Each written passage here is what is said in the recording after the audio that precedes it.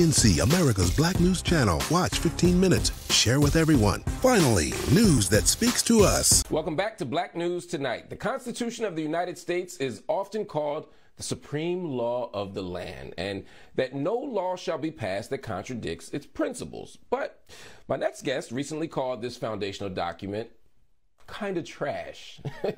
In his brand new book, Allow Me to Retort, A Black Guy's Guide to the Constitution, legal analyst and commentator Elie Mystal challenges the notion that this foundational document is a democratic gospel. He argues, quite the contrary, it was an imperfect document in need of immediate updates, never really making good on its promise of justice and equality for all.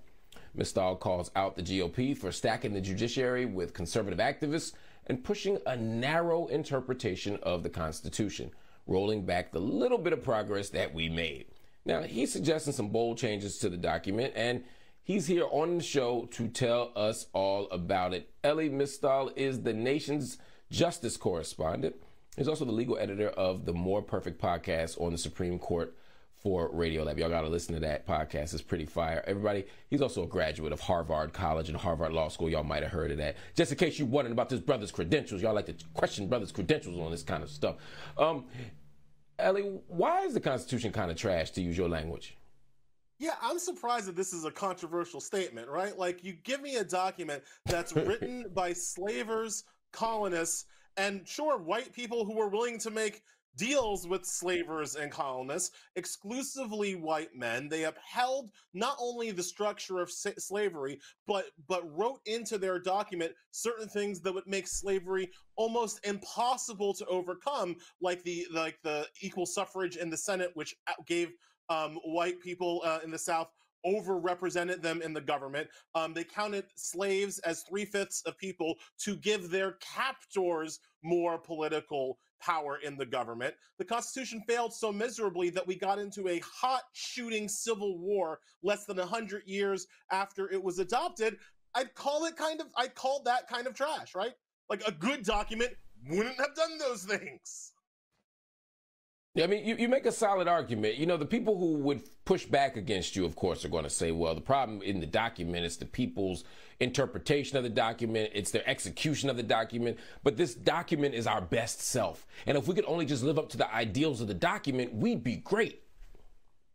Yeah, so I have two answers to that. One, the structure of the document is something that locks in white minority rule at various points. So when people are saying, like, oh, they defend the concept of the Constitution, like, exactly what are you defending? Are you defending, again, the Senate? Are you defending no term limits for Congress people or the Supreme Court? Are you defending the lack of popular elections for the president? Is that yo king? So there's that aspect of it that I think needs to be examined and interrogated. But for the people who say, like, it's not good. No, I was just going to say, but I mean, people are going to be like, that's a straw man. We got the 13th, 14th, 15th amendments. We got all these amendments because we figured out that we got it wrong. That means, like, this proves just how good we are. Even our errors are correct. Yeah, so let's talk about the amendment process first, right? Let's talk about what the white people who interpret the Constitution are able to do to amendments they don't like. Let's talk about the 15th Amendment. Right? We had a whole war. We fought over it. Thing was ratified, said that you couldn't abridge votes on the basis of race. It took women a lot longer to get the vote, but we gave people the vote regardless of race. And then white people took the 15th Amendment and put it in a drawer for 100 years. That's your amendment process. That's something that you can completely ignore for 100 years if you don't like it. So we had to have another, basically, civil uprising to get the 15th Amendment, to give it some teeth. That was the 1965 Voting Rights Act at the, part of the civil rights movement. The 1965 Voting Rights Act and the 15th Amendment worked so well once we finally started to listen to it that in 40 years went from, like, an oppressed people to the first black president.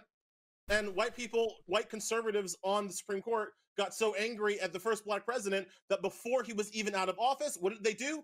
They took away the 15th Amendment again by eviscerating the Voting Rights Act in 2013, John Roberts, Shelby County v. Holder. So what our history has shown is that while, yes, occasionally we have great ideas, 15th Amendment, 14th Amendment, equal protection, we have great ideas from time to time. But as long as we let conservatives on the Supreme Court interpret what those ideas mean, they always seem to work against justice and equality for all people. I'm glad you mentioned the court, because the book, you actually dedicate the book to your children, and you say the book is dedicated to them in hopes that they don't have to fight some of these white supremacists in robes. Who are you talking about? What are they doing to the Constitution?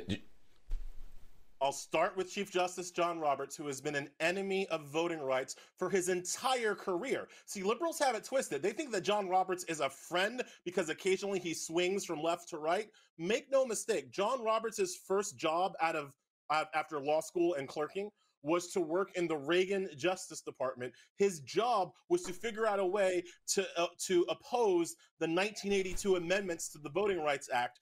Those amendments changed the Voting Rights Act from, like, you had to prove that the legislator was intending to discriminate against people on the basis of race, and it changed it so that simply the existence of a discrimination, whether it was intended or not, was enough to trigger the Voting Rights Act. Roberts was opposed to that. He was brought in specifically to scuttle that amendment. And again, like I said, at the first opportunity that he had, he couldn't convince Reagan, by the way, right? Even Ronald Reagan was like, yo, John, that's a bit too extreme for me.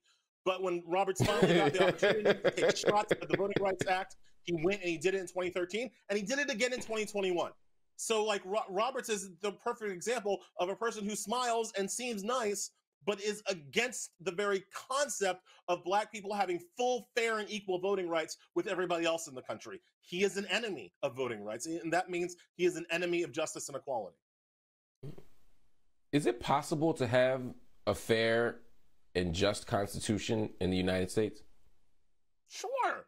Again, ideas-wise, it's great, right? Ideas-wise, we have a lot of good thought processes here. But again, the problem becomes who we allow to interpret the Constitution. I like to, first of all, let's remember the Supreme Court claims that it is the sole interpreter of what is constitutional and what is not. That's weird because that's not in the Constitution. Supreme Court just said, hey, guess what? We get to do this. And everyone was like, okay. So that's problem number one. But then because the Supreme Court has decided that it's the only people that can interpret the Constitution, then it becomes relevant that we've had 115 Supreme Court justices in American history.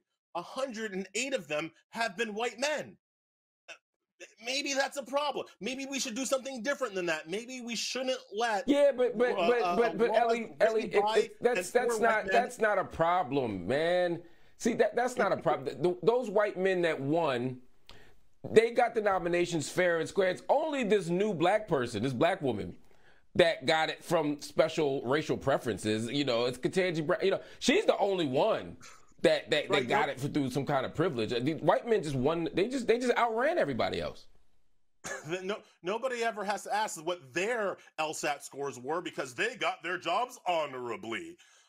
Yeah, look, again, this is what they do. And so when we have a system that is fundamentally based, right, that is fundamentally based on laws written by white men, interpreted by white men for the benefit of white men, I say that there are ways that we can do better. There are things that we can do to change the structures, to interpret it towards justice and fairness and equality for all. It's one of the reasons why I'm in favor of expanding the Supreme Court. I think we need, in the words of Kermit the Frog from Muppets Take Manhattan, we need more dogs and cats and bears and chickens and things on the Supreme Court. You need more diversity in terms of the people who are allowed to interpret what the Constitution means. And we need more diversity in terms of people who are allowed to write new constitutional amendments and ratify them. As I like to point out to people, it's not only that white men were exclusively allowed to write the amendments. Remember, they have to be ratified by 3/4 of the states. How do you want to know how many state legislatures in American history have been minority controlled? 0. Do you know how many have been controlled by women? 1. Nevada in 2018. So again, at every point that you look at it, we always devolve back down to the best available white men at the time, and I find that to be underwhelming. Well, I only have 2 minutes left, and I got so much more I want to ask you. You call for some overhauls here of the Constitution. One of them is abolishing the Electoral College. What's another big thing we need to do with this Constitution that will help get us closer to the America that we say we want? Yeah, so again, abolishing the electoral college would be great. Abolishing the Senate, even better. I mean, like let's just be real for a second, all right? A system of government where we let land vote more than count more than people is wrong on its face, and it locks in minority white rule because minorities are not spread evenly across the country, right? So right now in Wyoming, one person in Wyoming counts as much as 60. When I wrote the book, it was 56. Now I think it's up to 68 people in California. Folks, that's not right. We should just change that. That doesn't make sense anymore. So that's another thing. And then obviously, as I've already mentioned, I think we need to expand the Supreme Court. People will say, well, if the Democrats expand the Supreme Court, Republicans will just expand it right back. So how is that worse than what we have right now? Right now, the Republicans control the court 6-3. If Democrats make it 13-6, and then sometime later, Republicans make it 16-13, we're just back where we were now, right? In the meantime, if a 13-6 Democratic court can secure voting rights and protect the right of everybody who wants to vote and their ability to vote and their votes be counted, then it becomes very hard for Republicans to take control of all of government again. So I just think that Supreme Court expansion works on so many levels, not only in the partisan game, but it also, like, I think legitimately reforms the court. I like to say, if you got to get 5 of your buddies to do something, you're going to go to some crazy places, right? You're going to end up in Thunder Down Under. You're going to end up, if you need to get 15 people to do something, you're going to end up at Applebee's, right? You're going to go to Olive Garden for dinner, right? Because when you have more people like that, decisions get more moderate and more centrist. So expanding the Supreme Court, even if you don't care about the Democrat-Republican balance, just makes for a more moderate and a more a mainstream Supreme Court.